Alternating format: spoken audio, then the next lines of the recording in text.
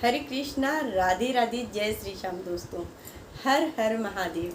सबसे पहले तो सावन के महीने की बहुत बहुत बहुत सारी बधाइयाँ आप सभी को। सावन के महीने में हम गृहस्थ लोग किस प्रकार पूजा पाठ अर्चना आराधना करें जिससे बाबा भोलेनाथ जी का आशीर्वाद हम सबको प्राप्त हो सके, उनकी असीम कृपा हम पर और हमारे परिवार पर बनी रहे। क्या हमें मंदिर रोज़ जाके पूजा करनी चाहिए या हम घर पर ही पूजन कर सकते हैं बाबा भोलेनाथ जी की? देखिए, हम गृहस्थ लोग हैं और हमारे पास इतना समय नहीं होता है कि हम पूजा पाठ की बहुत सारी तैयारियां डेली रूटीन में करें और फिर उसके बाद हम पूजा पाठ अर्चना आराधना करें बाबा भोलेनाथ जी की। तो हम सभी लोगों को कुछ चीज़ें ऐसी हैं जो कि उन चीज़ों का ध्यान रखते हुए रोज़ाना की पूजा पाठ करनी चाहिए जिससे बाबा भोलेनाथ की कृपा और आशीर्वाद हम सभी को प्राप्त हो सके। बाबा भोलेनाथ बहुत ही दयालु हैं, वो अपने भक्तों के भाव से प्रसन्न हो जाते हैं। उनके लिए आपको रोज़ाना में बहुत बड़ी बड़ी तैयारियां करने की ज़रूरत नहीं है, क्योंकि हम सभी गृहस्थ में हैं तो हमें अपने परिवार का भी पूर्ण ध्यान रखना होता है। हमें अपने परिवार की तरफ भी पूरा ध्यान रखते हुए पूजा पाठ अर्चना आराधना भी करनी होती है जिससे बाबा की कृपा हम सब पर बरसती रहे। तो आज की इस वीडियो में हम सभी लोग इन बातों में चर्चा करेंगे। वीडियो पसंद आए तो लाइक शेयर ज़रूर करिए। चलिए बात कर लेते हैं सबसे पहले तो कि क्या हमें रोज़ मंदिर जाकर ही पूजा करनी चाहिए या हम घर पर भी पूजा कर सकते हैं, और अगर हम घर पर पूजा कर सकते हैं तो हम किस प्रकार पूजा पाठ करें बाबा भोलेनाथ जी की जिससे उनका आशीर्वाद मेरे ऊपर और मेरे परिवार के ऊपर सदैव बना रहे। हम सभी लोग रोज़ाना मंदिर भी जा सकते हैं। अगर आपके घर के आसपास मंदिर या शिवालय है तो आप वहां पर जाकर पूजा पाठ कर सकते हैं, और अगर घर से दूर है मंदिर और आप रोज़ नहीं जा सकते हैं तो आपको बिल्कुल भी परेशान होने की ज़रूरत नहीं है। उसके लिए हम गृहस्थ लोगों के लिए भी विधान बताया गया है। हम घर में, अपने घर में, सबके घरों में जो मिट्टी का गमला होता है वो सभी के घरों में मिल जाता है। तो आप मिट्टी के गमले में मिट्टी के पार्थिव शिवलिंग रोज़ आना बना के और उनकी पूजा पाठ अर्चना कीजिए, और थोड़ी देर बाद यानी 2-3 घंटे बाद आप जल डाल के और पार्थिव शिवलिंग को उसी गमले में जो है जल डाल के विसर्जन कर दीजिए। और डेली ही आप इस तरह से पूजा कर सकते हैं पार्थिव शिवलिंग की। या फिर आपके घर में अगर शिवलिंग है, सभी को पता है कि शिवलिंग घर में जो लोग रखते हैं वो बहुत ही छोटे आकार के होते हैं। तो आपके घर में अगर शिवलिंग विराजमान है मंदिर में तो आप उनके पूजा पाठ अर्चना आराधना भी कर सकती हैं।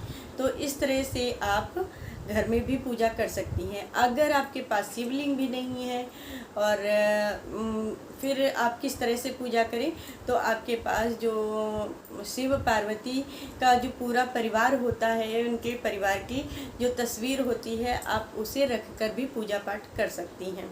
ठीक है जी। तो सबसे पहले सुबह मॉर्निंग में आपको जल्दी उठना है। जल्दी उठ के अपने घर के नित्य काम जो भी हैं वो कर लेने चाहिए। घर की साफ़ सफाई वगैरह करके और स्नान वगैरह कर लीजिए। स्नान में गंगा जल थोड़ा सा ज़रूर मिलाइए, उससे स्नान कीजिए, और स्नान करने के बाद में साफ़ स्वच्छ वस्त्र धारण कीजिए। और आप अपने घर के मंदिर में अगर शिवलिंग विराजमान है तो वहाँ पर आ जाइए और जल का लोटा आप बनाइए। जल के लोटे में आप थोड़ा सा कच्चा दूध और गंगा जल, फिर जल, और उसमें थोड़ा सा मीठा डाल के आप शिवलिंग की पूजा कर सकते हैं। शिवलिंग पे जल चढ़ा सकते हैं। घर के मंदिर में अगर है तो वहाँ पर चढ़ा लीजिए, नहीं है तो आप गमले में पार्थिव शिवलिंग बनाकर उन पे जल चढ़ाइए। जल चढ़ाने के बाद में आपको फूल, बेल पत्र, इन चीज़ों से आपको पूजा पाठ अर्चना करनी है, जो कि हम सभी के घरों में आसानी से मिल जाते हैं। आप इकट्ठे थोड़े से फूल मंगा के रख लीजिए जो कि 2 दिन चल जाते हैं, 2 या 3 दिन चल जाते हैं। तो आप उन फूल और बेल पत्रों से रोज़ की पूजा पाठ कर सकते हैं। चावल चढ़ाइए। जो भी बाबा भोलेनाथ जी को हम डेली की पूजा में चढ़ाते हैं, चावल चढ़ाइए, बेलपत्र चढ़ाइए, धतूरा है तो वो चढ़ा दीजिए, फूल हैं तो फूल समर्पित कीजिए बाबा भोलेनाथ जी को। और उसके बाद में आपको लगाना है चंदन का तिलक। बाबा भोलेनाथ जी को सब प्रकार का चंदन जो होता है, केवल चंदन का ही आपको तिलक लगाना है। आपको कुमकुम, हल्दी या सिंदूर का तिलक बाबा को नहीं लगाना है। आप सफ़ेद चंदन का जो लेप है वो कर सकते हो। बाबा भोलेनाथ जी को आप अष्टगंध चंदन रख सकते हैं अपने घर में, क्योंकि हम सभी लोग डेली की पूजा में अष्टगंध चंदन का उपयोग ज़्यादातर करते हैं। तो वो चंदन सभी देवी देवताओं को हम लगा सकते हैं। तो शिव परिवार में भी आप माँ गौरा को, बाबा भोलेनाथ जी को, गणपति जी को, सभी को आप लगा सकते हैं। अगर आपने शिवलिंग के साथ में गणपति जी विराजमान किए हैं तो उनको दूर्वा चढ़ाइए। दूर्वा चढ़ा के उनकी पूजा पाठ अर्चना करिए, अष्टगंध चंदन का तिलक लगाइए। माता पार्वती जी को विराजमान किया है अगर आपने शिव परिवार में, तो उनको सिंदूर का तिलक कीजिए, सिंदूर लगाइए माता को। और सुहागन महिलाएं सिंदूर खुद भी लगाएं। तो आप इस तरह की डेली की पूजा कर सकते हैं घर पे। और इसके बाद में फिर आपको मिश्री का भोग लगाना है। मिश्री हम सभी के घरों में आराम से, आसानी से मिल जाती है, क्योंकि हम गृहस्थ में डेली सुबह मॉर्निंग में भोग प्रसादी इतनी जल्दी नहीं बना सकते हैं। तो मिश्री तो हम सभी के घरों में होती है, तो आप मिश्री का भोग लगा दीजिए। और मिश्री का भोग लगाकर उसके बाद बाबा भोलेनाथ जी के मंत्रों का जप कीजिए। आप बहुत ज़्यादा लंबे मंत्रों का जाप नहीं कर सकते हैं, बहुत देर बैठकर पूजा पाठ नहीं कर सकते हैं, तो आप जितनी देर पूजा कर रहे हैं, जितनी देर आप जल चढ़ा रहे हैं, बेलपत्र चढ़ा रहे हैं, फूल चढ़ा रहे हैं, उतनी देर में आप पंचाक्षरी मंत्र का जाप कर सकते हैं। ओम नमः शिवाय, ओम नमः शिवाय, ओम नमः शिवाय। इस तरह से आप बोलते रहिए और साथ साथ में पूजा करते रहिए। अगर फूल भी आपके पास उपलब्ध नहीं है, उस स्थिति में आप क्या करें? अगर आपके पास फूल नहीं है तो फूलों का इत्र आता है, तो आप वो अपने घर के मंदिर में ज़रूर रखिए। तो आप थोड़ा सा इत्र लेके और बाबा भोलेनाथ जी को लगा दीजिए, माँ गौरा को लगाइए, गणपति जी को लगाइए। इस तरह से आप पूजा पाठ अर्चना करिए। और उसके बाद में घी का दीपक लगाइए। दीपक लगाने के बाद में आपको करनी है बाबा भोलेनाथ जी की आरती। आरती वगैरह करने के बाद में, ये बहुत ही सरल और आसान विधि आप सभी के साथ शेयर कर रही हूँ, जो कि हम सब लोग घर पे आराम से कर सकते हैं। और उसके साथ साथ अपने परिवार का जो काम है वो भी हमें करना है। तो हम इस तरह से सरल विधि से जल्दी पूजा कर सकते हैं, जिसका पूर्ण फल हमें और हमारे परिवार को प्राप्त होता है। उसके बाद में आरती वगैरह करने के बाद में आपको क्षमा प्रार्थना करनी है बाबा भोलेनाथ जी से, माँ गौरा जी से, गणपति जी से, पूरे शिव परिवार से क्षमा प्रार्थना कीजिए कि जो भी जल्दी मैंने पूजा पाठ अर्चना करी है, जो भी अज्ञानवश पूजा पाठ अर्चना करी है, आप उसे स्वीकार करें। हम आपके ही बालक हैं, हम आपके ही बच्चे हैं, तो हमारी भूल चूक गलतियों को क्षमा कीजिए।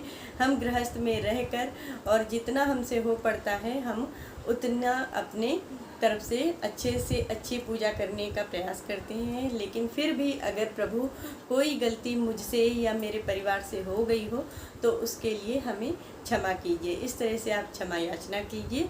उसके बाद में फिर आप अपने घर में जब सारी पूजा पाठ वगैरह हो जाती है तो सूर्य भगवान को जल दे सकते हैं। अगर आप बहुत जल्दी सुबह मॉर्निंग में उठ गए हैं तो पहले पूजा कर लीजिए, फिर सूर्य भगवान को जल दे दीजिए। और अगर आपको थोड़ा सा देर हो गई है उठने में, या आप समय पर ही उठे हैं, सूर्य भगवान उदय हो चुके हैं, तो फिर आप उनको जल दे दीजिए। और जल देने के बाद में भी पूजा पाठ कर सकते हैं। तो हम गृहस्थ लोगों को इस तरह से पूजा पाठ करनी चाहिए, जिसका पूर्ण फल हम सभी को, हमारे परिवार को प्राप्त होता है। और जो भी गलतियां होती हैं उसके लिए क्षमा प्रार्थना आपको ज़रूर करनी है। इस तरह से हम सभी लोग रोज़ाना की पूजा कर सकते हैं। देखिए, पूरे सावन में बस केवल एक बात का आपको ध्यान रखना है कि जो भी हम पूजा पाठ कर रहे हैं वो आपको डे 1 से और पूरे सावन में सेम एक जैसी ही पूजा करनी है। केवल जब सावन के सोमवार आते हैं तो उसमें आपको पूजा पाठ करने के बाद में कथा करनी होती है, तो कथा कर लीजिए।